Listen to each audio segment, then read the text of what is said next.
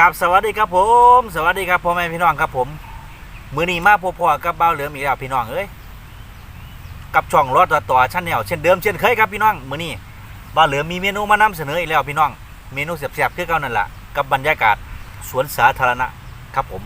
มื้อนี้เป็นเมนูลาบทะเลรวมพี่น้องลาบทะเลรวมมีทั้งเบิดบ่มีแต่สาหร่ายครับพี่น้องกับแมงกะพรุนนั่นแหละ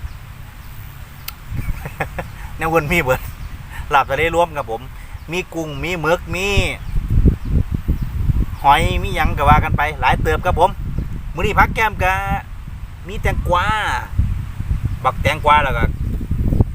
กะหล่ำแล้วก็โหระพาอันนี้เป็นผักก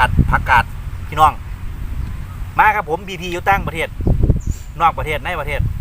ทุกคนครับมาแซ่บๆน้ำเบาเหลือมกับผมมื้อนี้บ่มีข้าวเหนียวดอกเพียวๆเลยมื้อนี้ราบเพียวๆกับผมชัดเจนครับผมชัดเจนมื้อนี้มา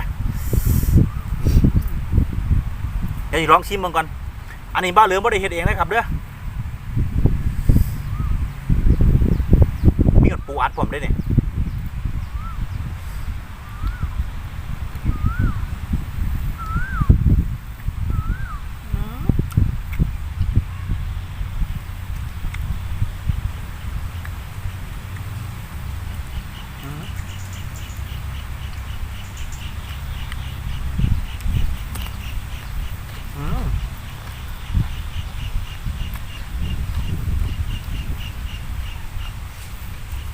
รสพี่น้องรสชาติก็คือลาบบ้านเฮานั่นแหละแต่ว่ามันยังเป็นกุ้งเป็นหมึกเป็นหอยอยู่ซื่อๆดอกแซ่บครับผมแซ่บหวานสมอมเปรี้ยวลงตัวสูตรบ้าเหลิมครับผมสุดท้ายคือแซ่บพี่น้องจวดเลย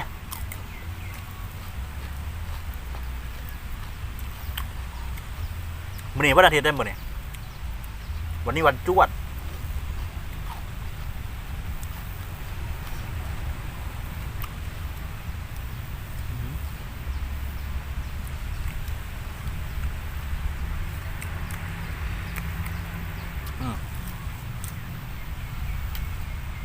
ลาบเราป้าถามไปเลย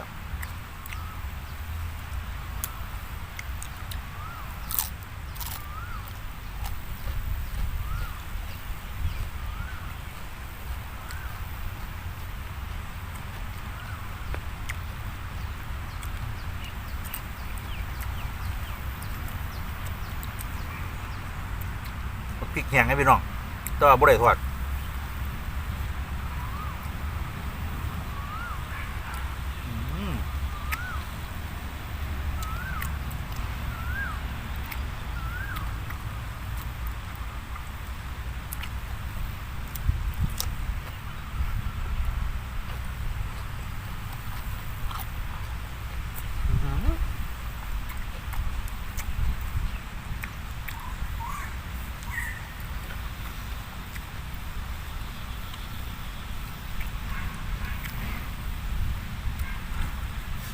ว้า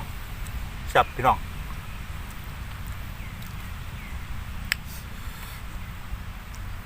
มื้อนี้เริ่มมาเขาได้กินเปรี้ยว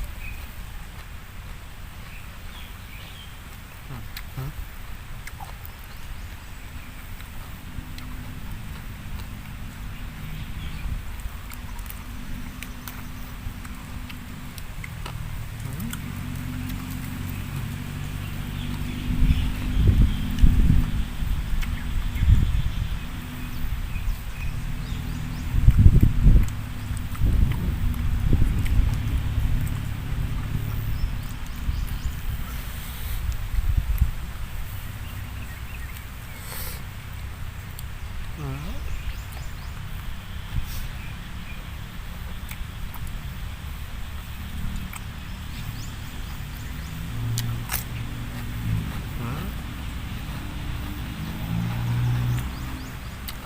อืม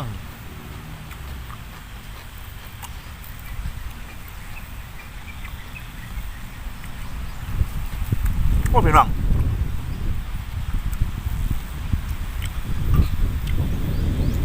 แซ่บครับผมกินไปกินหน้ามาต่อแซ่บเกือบเลย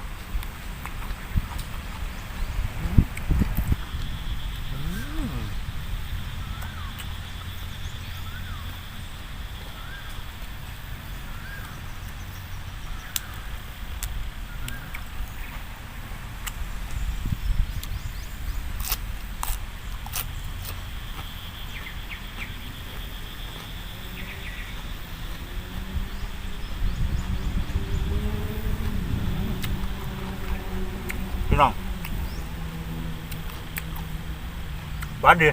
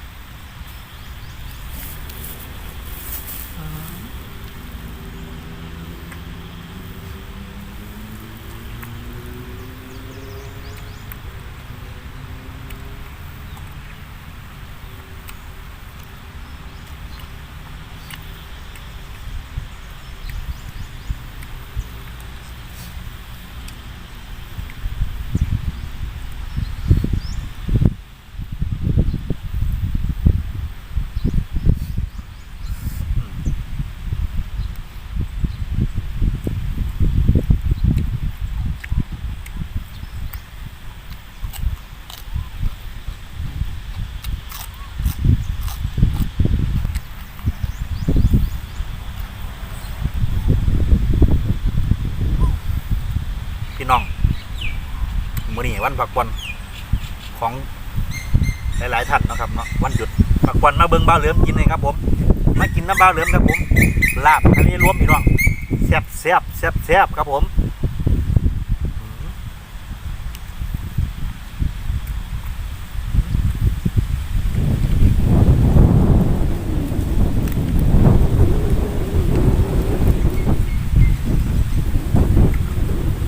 ร่มดีดี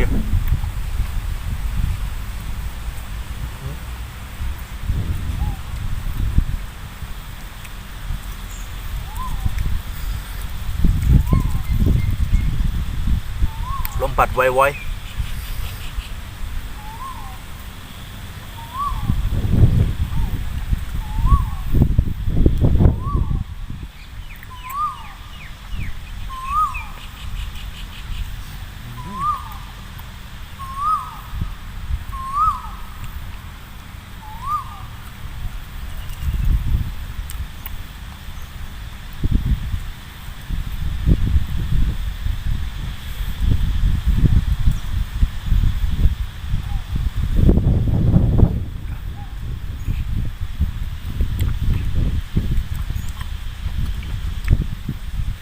เป็ด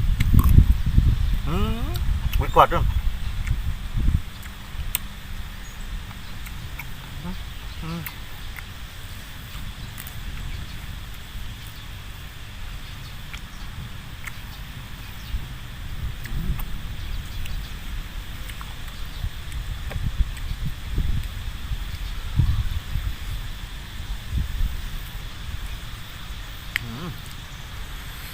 พี่น้อง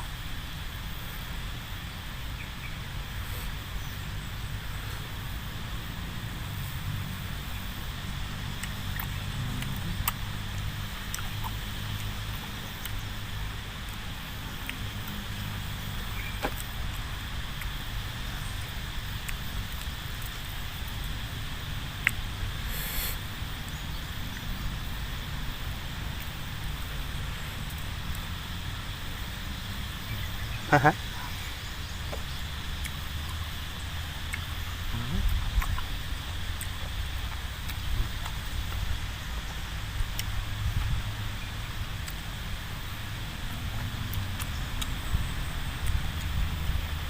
เป็นบักพริกเผาพี่น้องเพราะเป็นบักพริกทอดแซ่บอยู่เผ็ดเติบอยู่ขึ้นชื่อบักพริกนะพี่น้องเนาะเอาพี่น้องโอ้ลาบทะเลแซ่บหลายจนไอเงือดครับผมสุดยอดดีครับเมนูนี่แซ่บๆครับพอให้พี่น้องอย่าลืมไปกินนะครับเด้อลาบทะเลเช่นเดิมเช่นเคยครับบ้าเหลือมกับที่ขอลาไปก่อนครับแต่ว่าก่อนนอกจากกันอย่าลืมครับผมอย่าลืมกดแชร์กดไลค์กดซับสไครต์กดกระดิ่งกดติดตามเพื่อเป็นกำลังใจให้กับบ้าเหลือมครับพี่น้องขอบคุณคนที่เข้ามารับชมคลิปบ้าเหลือมครับและขอบคุณคนที่กำลังที่สิเข้ามารับชมคลิปบ้าเหลือมถ้าเกิดว่าคลิปนี้กินบ่สุภาพก็ขอโทษขอไว้พี่น้องครับผมกินบ่เบิดก็ขอโทษขอไว้พี่น้องครับผมหรือว่าป้อวงมวลก็ขอโทษขอไว้พี่น้องนะครับเด้อครับผมขอบคุณหลายๆครับผมมื้อนี้ขอกล่าวคำว่าขอบคุณครับและสวัสดีครับผม